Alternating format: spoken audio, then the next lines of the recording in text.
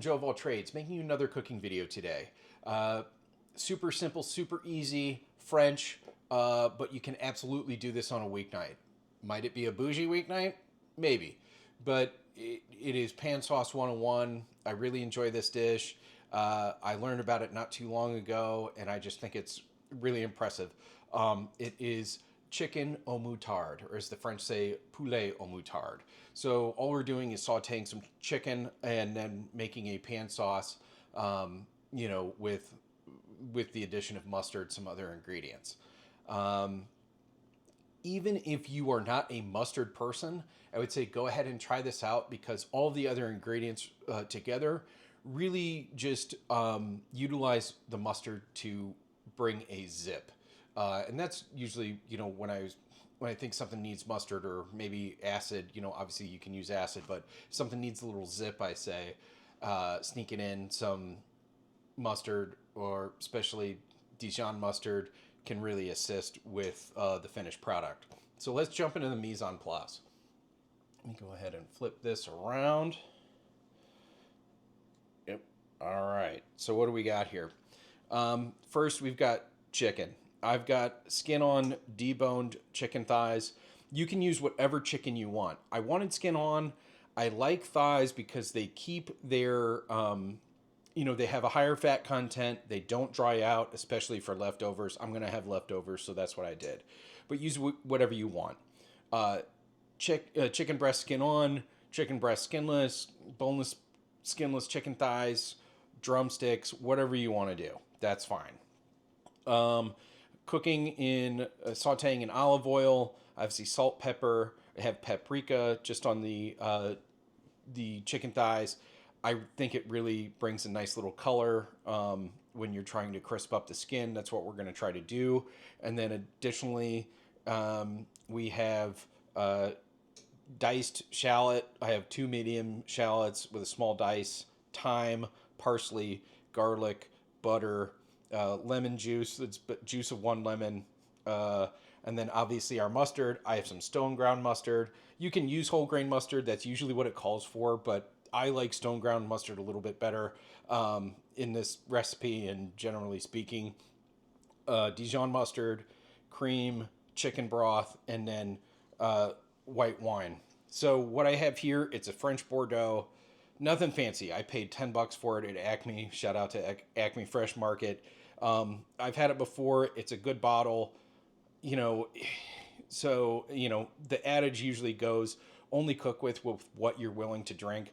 I don't think you need to follow that, but the thing is that there will be some left over. So that's where you kind of agree with the adage saying if you're going to have leftover wine, of course it's going to be something you're willing to drink. But Winking Owl from Aldi or any Barefoot, anything like that, anything white will do. Don't have to use Bordeaux. Use whatever you want. As long as it's dry, on the dry side. Don't use Riesling, don't use Moscato, Pinot Grigio, Chardonnay, Sauvignon Blanc, here we have Bordeaux. That'll work fine. So that's what I would use. So I'm going to rearrange some things, and then I'm going to show you how I debone a chicken thigh, and then we'll get started cooking. See you then. All right, so we're back. I've got my couple of chicken thighs here that I haven't seasoned up yet or anything like that, and I'm going to show you how to take the bone out. So I've got a boning knife. I really think that these are the best tool to use. You can use a chef's knife or a paring knife, but obviously I cook all the time, so I have one of these. It was like 15, maybe 12 or $15 on Amazon. It's Mercer. It's a good industrial quality knife. Or commercial quality knife. So I picked it up and I have it. So what we're going to do, obviously skin side up, flip it over to the back. You're going to see the bone. And basically you can try to even peel a lot of separate the bone from the thigh itself, from the muscle, with your finger a little bit. But basically all we're doing is just trying to go down and just go down the sides of the bone and then separate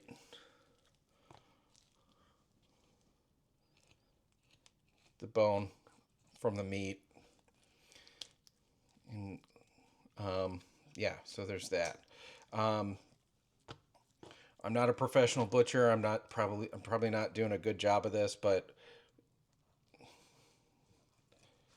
basically all you're trying to do is separate the bone from the meat. So I'm just kind of, and you're just kind of, you can pull at it as you go, flip it around, got the bone here. So that's out. There is one little, you want to make sure, just touch it. There's a little connective joint here, or some additional bone where it goes into the rest of the chicken, the body of the chicken. And I just kind of cut that out. So when you're deboning a chicken thigh, just pat it down. Make sure you don't feel anything firm in there that could be a bone or a tendon that you don't want to bite down onto. So there we go. I'm going to go ahead and season up with the rest of these, and then we'll get started cooking. See you then. Okay, so we're back. I'm just going to show you how to season these real fast.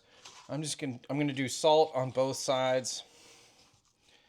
Put the salt down just on the meat side. I'm going to do salt on the skin side.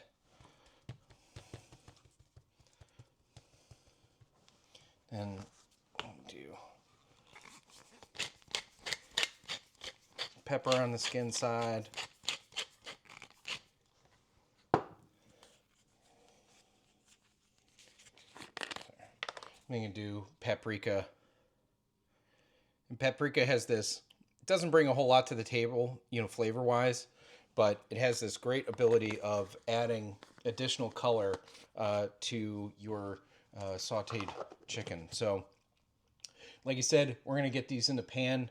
So we'll be back. We'll be cooking. All right, so we're back. We've got our pan. We've got our olive oil just to cover the bottom of the pan. And we're going to put this chicken skin side down. Let me see. Put it down away from you. Some cooks just continue to learn the hard way. Like me.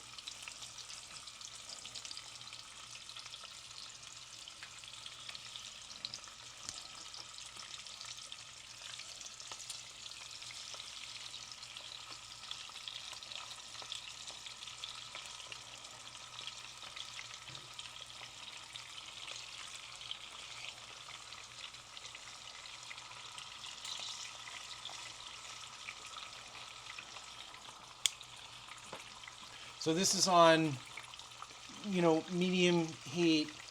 What I want to do is, I want to obviously cook the chicken. I want to have, a lovely color on the skin side. I'm going to flip this over, and then we're going to continue to cook a little bit in the, continue to cook the meat exposed side, the underside, just to continue to cook. And then once I get the color that I want, that's when we can pull and then begin to build the pan sauce. The thing about this is that, what I have my oven preset to like 275, so we don't necessarily have to finish the chicken in the pan. Just depending on how the color goes, I can throw in the oven to finish. So I'm planning on doing that. And then while the chicken finishes in the oven, then I can build my pan sauce. As you can see, I got a fair amount of oil in here. I wanted to make sure that the skin got nice and lovely. So what I'm probably going to end up doing is soaking up some of the oil. It might be a little too much, or it's not needed. So usually what I typically do is I ball up some paper towels, take my tongs, and then use that to soak up some of the excess oil. And then, but obviously, once you have that excess oil on the paper towel, be careful. Just because it's not in the pan doesn't mean it's not hot. So there. So I'm gonna go ahead, let these cook. We'll come back when the skin side is done, and then I'll show you how that looks. All right, so we're back. These chicken thighs have continued to cook for a couple of minutes, and I'm feeling pretty good about how the skin looks.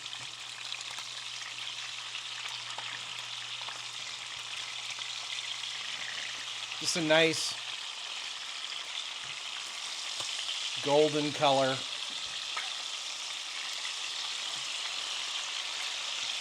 The paprika is helping us out a little bit on the color, but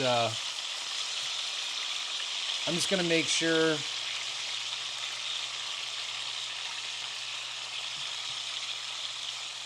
that these get enough color on the other side. Like I said, they don't have to be done all the way through, but just make sure that these are done enough on the other side, and then I'm going to throw them in the oven and we'll finish up our sauce. All right, so we're back. We have, I've got my chicken flipped, and it's looking pretty good on the underside. You know, it's got a pretty decent golden color. I know that, you know, it just needs a little bit more time to finish off in the oven. So I'm going to go ahead and do that, and then we can make our pan sauce. See, it's chicken. You're going to want an internal temperature of 165. So I don't need all of this oil. So I'm just going to go ahead and soak it up.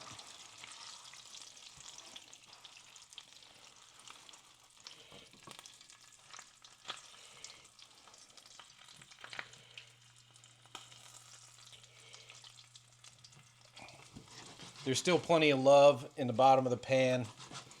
Those little chickeny tidbits. So, I mean, that's a couple tablespoons of olive oil. I'm going to go ahead, throw in our shallot.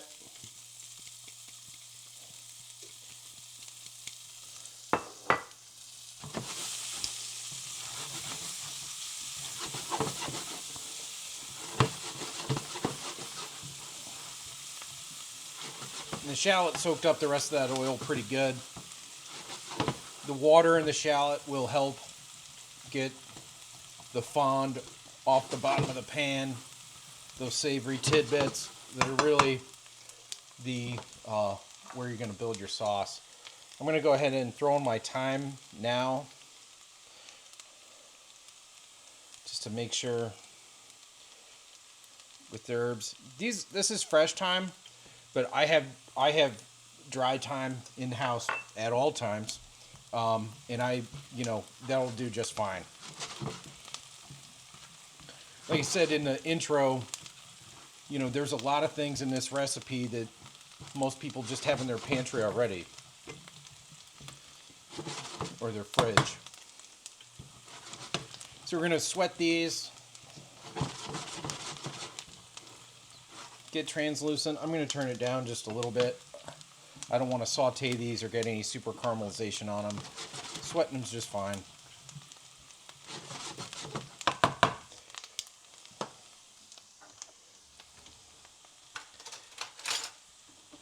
I'm going to now go ahead and add in my garlic. Always press more garlic than what I actually need, just in case I eyeball it and I think I need more, but don't need a ton. I probably put in about 3 or 4 cloves, big cloves, that I put through a garlic press.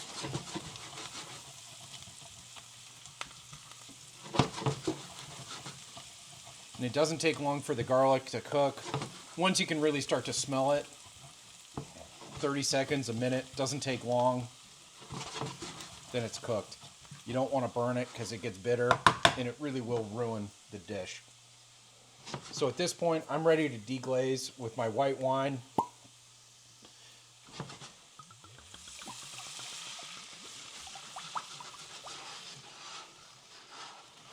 And that's just a couple good glugs. If you look, I've got about 3/4 of the bottle left. So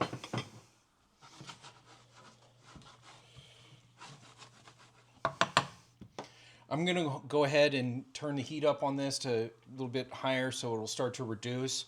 I'll let it reduce maybe by about half and then we'll add in some other stuff, chicken broth, lemon juice, and we'll just continue to build our sauce. But we'll come back and I'll show you about how much I want it to reduce by. All right, so we're back, y'all. I have let this wine reduce by about half. So, and usually the easiest way I can tell by how much it's reduced by is I tilt the pan and kind of see how much liquid there used to be versus what there is now. So that's about half. So I think that is at a good spot. I'm gonna go ahead and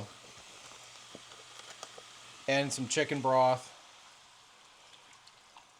and let that reduce as well. If you noticed, I didn't salt the veg when I put it in. It's because I'm using chicken broth here. It's salty enough. So I'm going to add that in.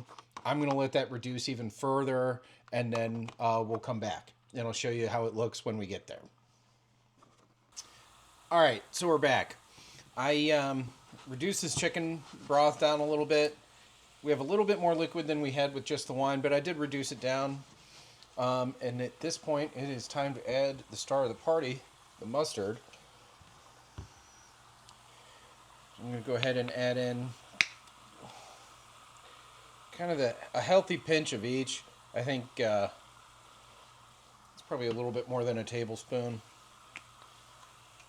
Same thing for the Dijon, kind of a healthy tablespoon. I'm going to go ahead and add in the lemon juice now, and then we're going to whisk that all in. That's about all I want. I juiced one lemon, but I think a half would be just fine.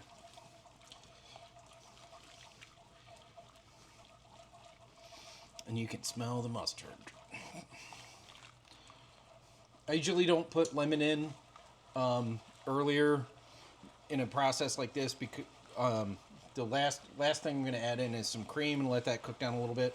But I don't like adding lemon in because I don't like to concentrate the lemon. I think it's perfect the way it is. It doesn't need to be further concentrated. So I'm going to do a little bit of it here, but I don't like putting it in the early stages of building this sauce.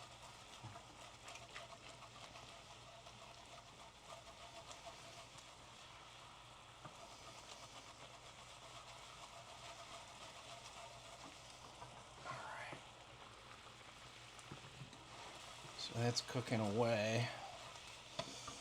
Now it's time for the cream.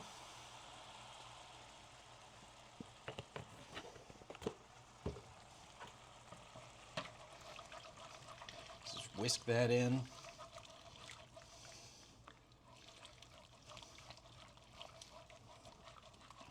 And for you non-mustard people that may want to try this recipe, the cream is really going to balance out the zip. Obviously, like I was saying before, I like the zip, and that's the whole purpose of this dish. But the cream does really take some of the edge off of the mustard.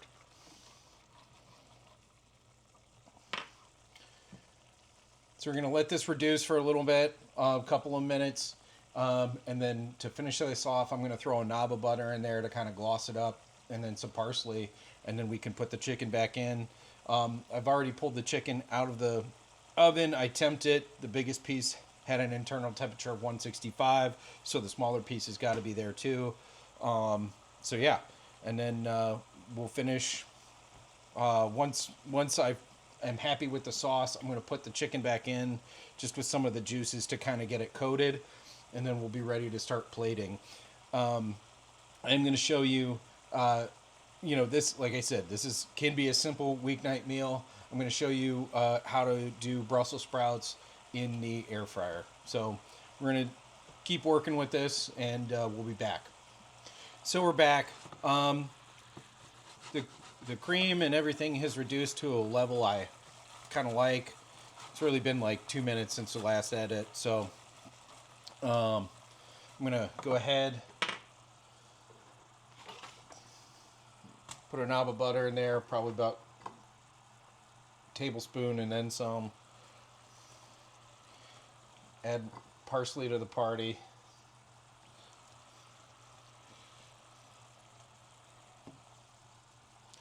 Go ahead. Get this.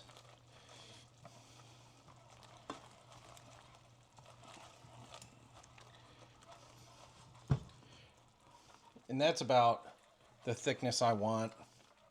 You know, it's going to cook down a little bit more, but pretty much like what I would say the consistency of like a looser gravy, if you want to compare it to like a turkey gravy or something like that. So,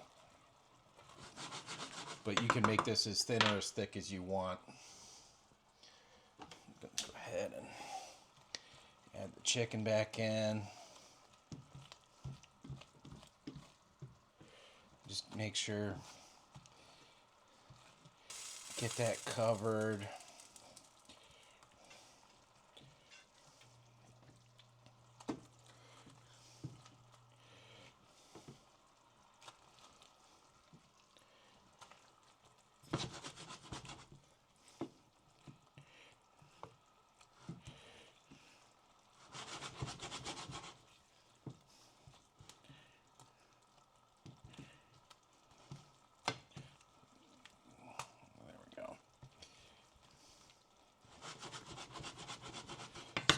That, make sure you get your chicken juice. This is from your pan cooking in the oven back in. Get that incorporated.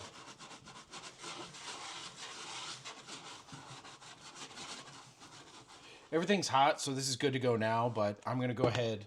I'm going to turn off the heat. I'm going to move it off the heat. I don't need it, you know, these electric stoves, they stay hot for a long time, so I don't need to do that.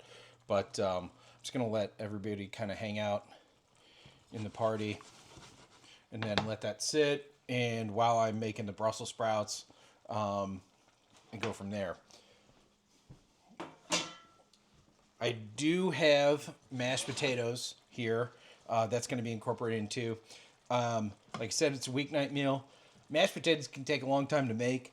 I say if you're in a pinch, get Bob Evans mashed potatoes like I did. You know, if you want to make them yourself, that's fine. But, you know, in a pinch, can't go wrong with Bob Evans mashed potatoes. So that's what I have, and that's going to be a part of the final plating. All right, so we're back.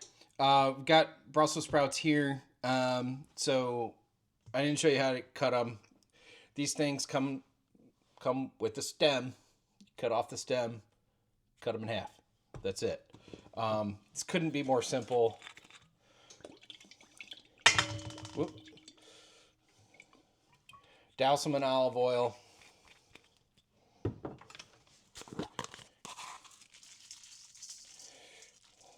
Good pinch of salt. Black pepper to your liking. I'm going to go ahead and toss these.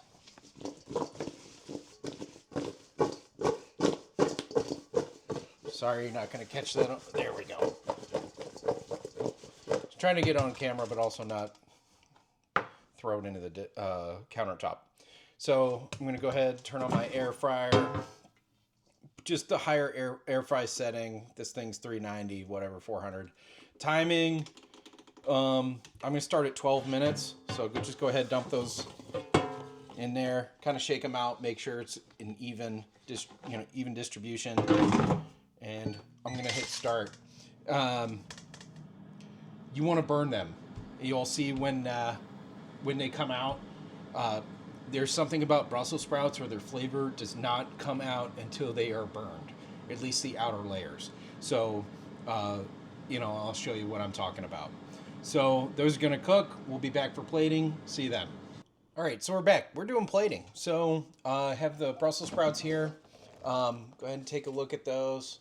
I don't know if you can see them.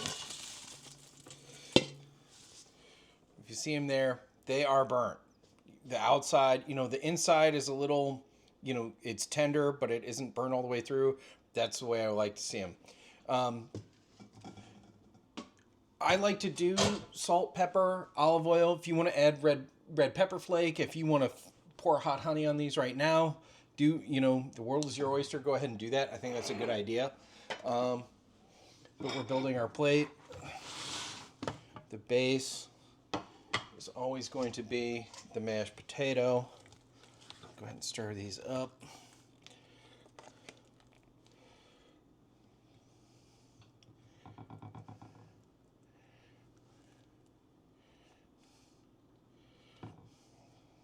Nice little fan there.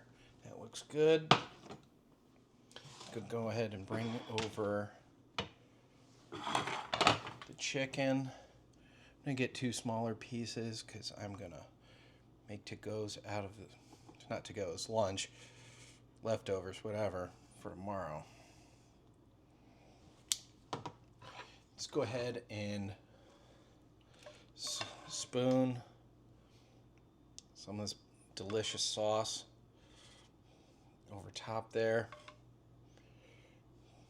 Get a little on the mashed potatoes.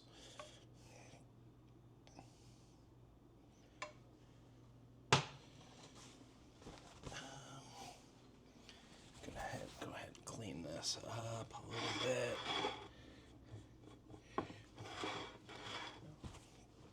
Clean Plate Club comes before and after. It's not just after. Good. Go ahead and put some of these Brussels on. Not try to cover it up.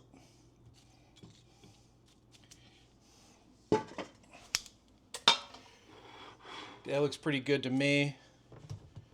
Whoop, bump the camera there. Gonna get one for the gram. Okay. So that looks pretty good if you ask me. Let's go in for a bite.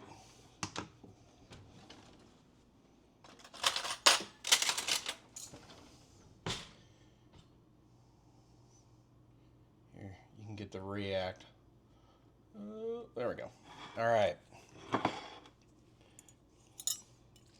Did taste the sauce earlier. I think it's great. Didn't need any additional salt, but always taste your sauce before putting it out. So, cheers. Here we go. Not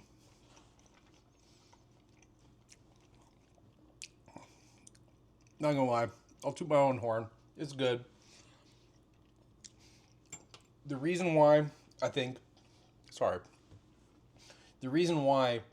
that you should use chicken thighs for this recipe is the contrast between the fat in the chicken thigh in the acidity and the zip of the mustard sauce.